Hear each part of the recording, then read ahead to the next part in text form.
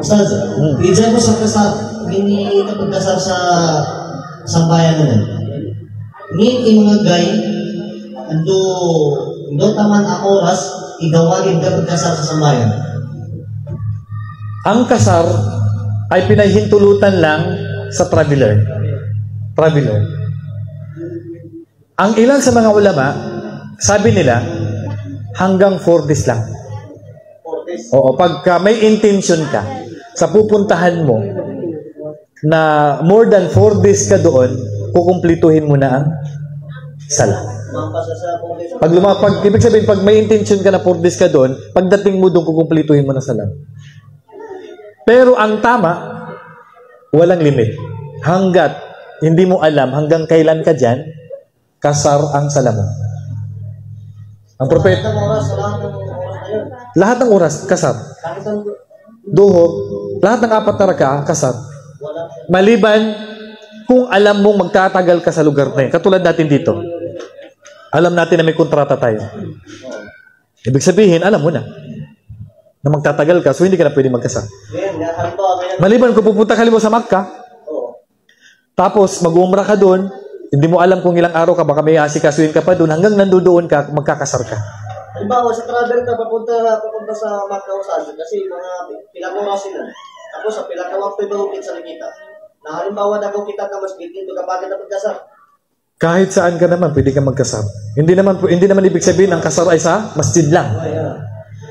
Mayroon kang dalawang option sa sala.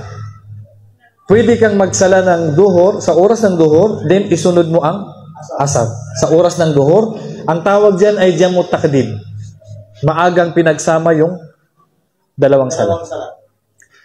Pwede rin jamut takhir. Ang jamut takhir, hindi ka muna magsala ng duhur sa oras ng duhur. Magsasala ka na lang sa asar.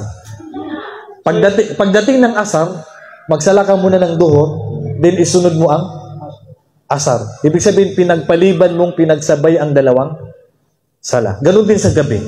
Paano ustad yung sala ng sa asar na siya? Kompleto ang 4 at dalawa? Lahat, pag sinabing kasar, lahat ng 4 na raka, pwede mo na lang gawing dalawang raka. Kahit sa asar?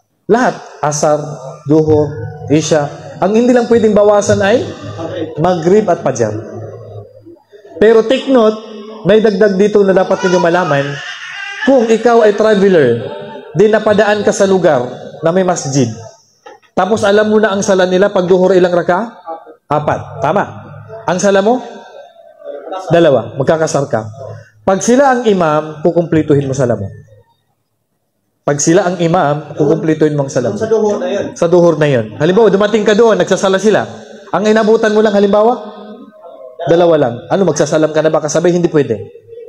Kukumplituhin, magdagdag ka pa ng 2. Kasi sila ang imam. So, paano? Innama ju'ila al-imamu li'utamma bihi. Ginawa ang imam para sundin, hindi para salungatin. Maliban kung ikaw ang imam. Kung ikaw ang imam, mag-announce ka na imam ka para magdagdag sila ng sala. Kasi 2 raka, magsasalam ka na. So sila magdadagdag ng 2 raka. Ngayon, Ustaz, halimbawa, kakasal ka doon ng asar. Kompleto rin yung asar na ikakasal mo doon. Kapag? Halimbawa, nakarating ka pag magkakasal ka, di ba?